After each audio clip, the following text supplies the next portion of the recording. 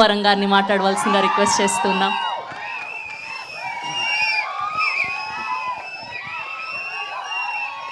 అందరికీ నమస్కారం అండి. Thank you. Very good evening. Thanks తమ్ముడు, థ్యాంక్ యూ. ఇక్కడికి వచ్చిన మీడియా వారికి, అలాగే వెల్ విషర్స్ అందరికీ థ్యాంక్ యూ సో మచ్. ఇక్కడికి వచ్చినందుకు చాలా హ్యాపీగా ఉంది. అల్లు సినిమాస్లో ఫస్ట్ ఆ డాల్బీ స్క్రీన్ మొన్నే లాంచ్ చేసినప్పుడు మన Chennai love story first cinema అక్కడ విజువల్ చూడడం చాలా హ్యాపీగా ఉంది. థ్యాంక్ యూ సాయిరాజ్ గారు, ఎస్కేఎన్ గారు. చిన్న విషయం కాదు, వాళ్ళు ఇంత ఎఫర్ట్స్ పెట్టి లేదు ఇక్కడ చేద్దామని చెప్పి, అలాగే మీడియా వారందరికీ దూరమైనా సరే ఇంత దూరం వచ్చి ఓపిక్గా ఈవెంట్ ఇంతసేపు అంతా ఇక్కడ కూర్చున్నందుకు థ్యాంక్ యూ సో మచ్. ముందుగా మా ధీరజన్కి many more happy returns of the day. Dheeraj అన్న సక్సెస్ మీద సక్సెస్లు కొట్టాలి, చాలా హ్యాపీగా ఉండాలి, ఎప్పుడు చాలా బాగా చూసుకున్నారు. Thank you so much. మా విశ్వాస్ భయ్య, ఇంక మా గురించి మేము ఏం మాట్లాడుకుంటాం, మాట్లాడి మొత్తం ఇది 5వ సినిమా, ఖచ్చితంగా మళ్ళీ హిట్ కొట్టబోతున్నాం. థ్యాంక్ యూ విశ్వాస్ భయ్య. ఎప్పుడు నా మీద అంటే కొన్ని సినిమాల్లో మనకు ఉంటుందండి ఒక ఫీలింగ్, సరే ఇప్పుడు నేను ఎంత పెద్ద యాక్టర్నా, ఆయన ఎంత పెద్ద టెక్నీషియన్ అనేది పక్కన పెడితే, కొంతమంది మనతో ఉంటే మనం ఖచ్చితంగా ఈ సినిమా చాలా బాగా వస్తుందిరా, మన కోసం ఎఫర్ట్స్ పెడతారా అన్న ఒక ఫీలింగ్ ఉంటుంది.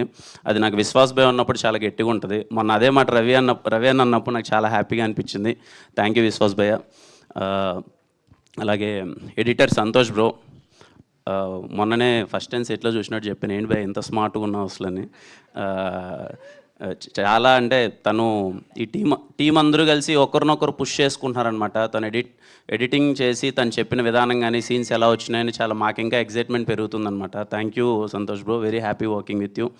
భాస్కర్ అన్న, ఇదిగో ఎప్పుడు కంగారుగా సెట్లో ఒక వ్యక్తి అటు ఇటు పరిగెడుతూ నేను ఏమైపోతానో అనుకున్న వ్యక్తి ఎవరైనా అయితే భాస్కర్ అన్నే సెట్లో, పాపం అంతా. అలాగే Vijay master, thank you master. ఇంతకుముందు మా స్టెప్స్ వేసాం, ఇది చాలా కూల్గా కదలాలా, కాలు వద్దా అన్నట్టు కదిలిచ్చారు. హోప్ మీ అందరికీ నచ్చింది అనుకున్నాను. Thank you master. Anand Sriram గారు, ఫస్ట్ టైం సార్తో వర్క్ చేయడం, థ్యాంక్ యూ సార్.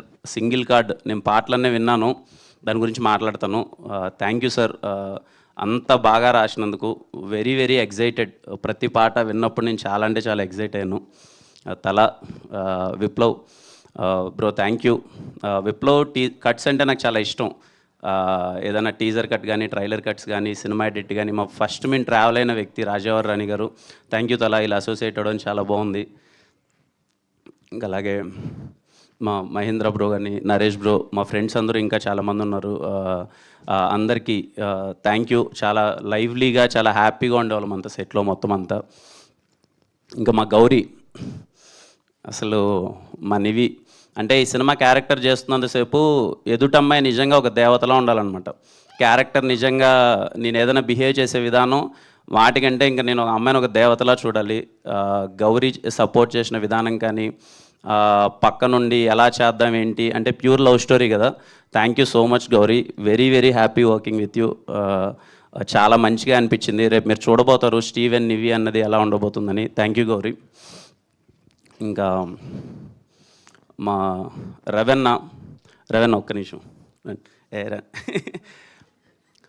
అంటే నాకు ఇది 12వ సినిమా. ఇది సినిమాలు చేసుకుంటూ వెళ్ళిపోతున్నాం, మంచి సినిమాలు చేస్తున్నాం, కొన్ని సినిమాలు అటు ఇటు అవుతూ ఉంటాయి. ఒక వ్యక్తితో ట్రావెల్ అవుతున్నప్పుడు సెట్లో రోజు సరే ముందు స్క్రిప్ట్ అంతా చెప్పేశాడు, అదిరిపోయింది, చాలా ఎగ్జైటెడ్ ఉన్నా నేను. రోజు మార్నింగ్ సెట్కి రాగానే రవెన్న ఎక్కడన్నా పెన్ను పేపర్ పట్టుకున్నాడంటే నేను చాలా ఎగ్జైట్మెంట్తో ఫీల్ అయిపోతూ ఉంటాను అనమాట.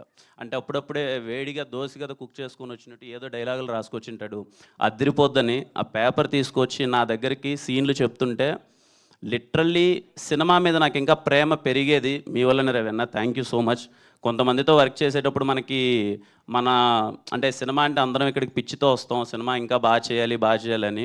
కొంతమందితో ట్రావెల్ చేసేటప్పుడు ఈక్వల్ వేవ్ లెంత్ దొరికినప్పుడు, వాళ్ళ రైటింగ్ మనల్ని ఎగ్జైట్ చేసినప్పుడు మనకు ఫీలింగ్ కలుగుతుంది. నాకు రవెన్నతో వర్క్ చేస్తున్న ఎవ్రీ డే ఎంత ఎగ్జైట్ అయిపోయానంటే, ఆ సీన్ రైటింగ్ తీసుకొని డైలాగులు రాస్తే ఏంది ఇలా రాసేసాడేంటి, నా ఇంత బాగా రాసాడేంటి అని చెప్పి ఆ ఎగ్జైట్మెంట్తో యాక్ట్ చేశాను ఈ సినిమా అంతా. అది రేపు మీరు చూడబోతారు. రవెన్న గురించి ఇందాక సారులు రాజేష్ గారు చెప్పినట్టు, ఓకే మేము మాట్లాడే మాటలు ఇప్పుడు మీకు ఎలా అనిపిస్తాయో తెలియదు కానీ, you are going to witness one of the greatest writer in TFI. I'm sure రవెన్న రేపు ఈయన సంభాషణలు కానీ, ఈయన సీన్స్ కానీ, ఈయన డైలాగులు కానీ రేపు ఆడిటోరియంలో కూర్చున్న వాళ్ళందరికీ ఏంట్రా ఎవరు రాయుడు ఇంత బాగా రాశారేంటి ఏంటి అని రాజేష్ గారి గురించి కానీ రవెన్న గురించి కానీ మళ్ళీ మళ్ళీ వెనకాలకి వెళ్ళి మళ్ళీ చూసుకుంటారు. I'm so happy working with you Ravanna. Thank you. ఇంకా మా ఎస్కేఎన్ గారు గురించి దూరం నుంచి చూసేటప్పుడు అరే చాలా చలాకీగా ఉన్నారు, చాలా బాగా మాట్లాడుతున్నారు, ఈ వ్యక్తి చాలా యాక్టివ్గా ఉన్నాడు, తిరుగుతున్నారు అనిపించేది. ఆయనతో సినిమా చేస్తూ ఆయన దగ్గరగా చూసినప్పుడు నాకు అర్థమైన విషయం ఏంటంటే చాలా సెన్సిటివ్ వ్యక్తి అనమాట. అంటే సెట్లోకి వచ్చి సినిమా జరుగుతుంటే ఎంత ఖర్చు అవుతుంది ఏంటి అనేదానికన్నా ఆయన నాతో ఈ 70 రోజుల పరిచయంలో ఎప్పుడు కలిసినా ఆయన అనే మాట ఏంటి అంటే అవన్నీ కాదు భయ్య, మనం సినిమా హిట్ కొట్టాలి, మనం ప్యాషన్తో వర్క్ చేయాలి, మనం చాలా పెద్ద హిట్ కొడితే కానీ మన సినిమా బయటికి రావద్దు, దానికి ఎంత ఖర్చు అయినా పర్లేదు, ఎలా అయినా పర్లేదు అని చెప్పి ఎంత మోటివేటెడ్గా ఉంటాడంటే అది మాకు కూడా యాజ్ యాక్టర్గా కానీ మాకు చిన్న ఎగ్జైట్మెంట్ వచ్చేదనమాట. మీకు ఒక విషయం చెప్పాలి, ఇప్పుడు గుర్తుందా సాంగ్ మేము తీసేసాము. ఆ లిరికల్ వీడియో అన్నప్పుడు మనీ సార్ బాగుంటుందని రాజేష్ గారు రవెన్న వీళ్ళందరూ ఆలోచించినప్పుడు మళ్ళీ వెళ్దామంటే లిటరల్లీ లిరికల్ వీడియో కోసం మళ్ళీ వెళ్ళి సెట్ వేసి ₹1 కోటి ఖర్చు పెట్టడం అన్నది చిన్న విషయం కాదు అసలు.